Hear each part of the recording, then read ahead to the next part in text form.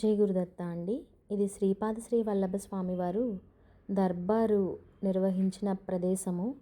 ఇందాక లైటింగ్తో కనిపించింది కదా, అదంతా దత్త జయంతి రోజు అలంకరించారు. లోపల విట్ల బాబా వారి ఆశ్రమం కూడా ఈ విధంగా ఉంటుందన్నమాట. అది శ్రీపాద స్వామి వారి యొక్క దర్బారు.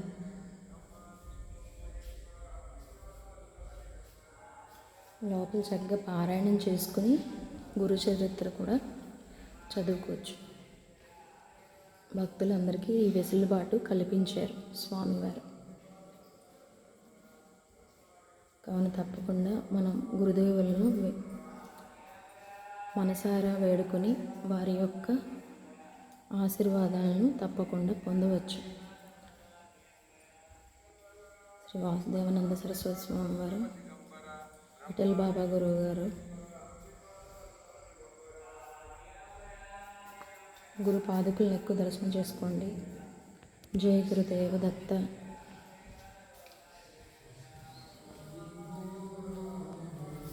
మనకి ఇలాగా శ్రీపాదుడి యొక్క దర్బారు ధ్యాన మందిరం ఇది. ఇక్కడ గురు చరిత్ర పారాయణం మనం తప్పకుండా చేసుకోవచ్చు. కోరికలు కూడా నెరవేరుతాయి. నిష్ఠతో చేసుకుంటే మంచిది. మన శ్రీ గురు దత్తాత్రేయ స్వామివారి మూర్తి ఇక్కడ ఉంది. వీరి పాదుకలను కూడా దర్శనం చేసుకోండి. విట్ల బాబా గురువు గారు, మన స్వామి శ్రీపాదుల వారు. జై గురుదేవ దత్త. స్వామి శ్రీపాదరాజం శరణం ప్రపద్దే. శ్రీపాదరాజం శరణం ప్రపద్దే. శ్రీపాదరాజం శరణం ప్రపద్దే. ఆర్తితో చూడండి. గురు పారాయణం చేయొచ్చు, గురు చరిత్ర పారాయణం చేయొచ్చు. జై గురుదత్త అండి. ఇక్కడ మనం శ్రీ విఠల బాబా వారి యొక్క ఆశ్రమాన్ని బయట నుంచి వీక్షిస్తున్నాము. చూశారు కదా, ఆ గోడల మీద కూడా గురుమూర్తులే. ఇక్కడ లోపల అన్నదానం జరుగుతుంది. ఇక్కడ మేడి చెట్టు వద్ద ప్రదక్షిణాలు చేస్తున్నారు. 27 ప్రదక్షిణాలు మంచివని పెద్దలు చెప్తుంటారు. లోపలికి రావడానికి దారి ఇలాగన్నమాట. ఇదంతా చుట్టుప్రక్కల మనం చూడవచ్చు. లోపల ఆ సైడ్ నుంచి ఏదైతే కనబడిందో అది మెట్ల మార్గము. లోపలికి రాగానే ఇలా కార్తవీర్యార్జునుడు, మనకు పక్కన గణేశుడు అందరూ ఉంటారు దండం పెట్టుకుని. ఇలా మొదటి ఫ్లోర్లో అనఘామాత ఉంటారనమాట.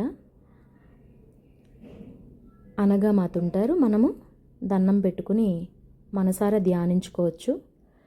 అనఘామాత శక్తి మనకి అక్కడే తెలుస్తుంది. ఏదో ఒక రూపంలో ఆవిడ మనకు సమాధానం చెప్పడం కూడా జరుగుతుంది. ఇదంతా మనం చుట్టుపక్కన ప్రదక్షిణ చేసుకునే స్థలం అన్నమాట. చాలామంది మనకి ఇవన్నీ తెలిసిన విషయాలు తెలిపారు, కానీ మంచి ఎప్పుడూ కూడా మనం అంతా కలిపి ఒక భగవత్ సత్సంగంలా తలుచుకోవడము చాలా మంచిదని పెద్దలు చెప్తుంటారు. కాబట్టి భగవన్నామస్మరణలో ఎక్కువ సమయాన్ని గడుపుతున్నాం అన్నమాట. చాలామంది మహానుభావులు వీడియోలు తీశారు, కానీ మంచి ఎప్పుడైనా మనకు మేలే చేస్తుంది కాబట్టి మళ్ళీ ఇలా స్మరించుకుంటున్నాం అన్నమాట. ఇప్పుడు మనం దత్తాత్రేయ స్వామివారు 2nd ఫ్లోర్లో ఉంటారనమాట. వారిని కూడా చూస్తే మన పాపతాపాలు చూడగానే పోతాయి. కాస్త మనశ్శాంతి కూడా వస్తుందన్నమాట. ఇదంతా ఇందాక చూసాం కదా, బయట ఇలా ఉంటుంది. లోపల నుంచి బయటకు అలా చూడవచ్చును. ఒకసారి వీక్షించిన తర్వాత ఇక్కడ ద్వారపాలకులను చూస్తున్నారు కదా, లోపల దత్తాత్రేయ స్వామివారు ఉంటారనమాట. నాకు ఈ గోడ మీద నారద మహర్షి వారు చాలా బాగా అనిపించి ఇది కూడా తీశాను. ఇప్పుడు ఇదంతా చుట్టుపక్కల అన్నమాట. స్వామివారి చుట్టుపక్కన ఈ విధంగా ఉంటుంది. ఇది శ్రీ దత్తాత్రేయ స్వామి వారి యొక్క దివ్యమంగళ రూపం.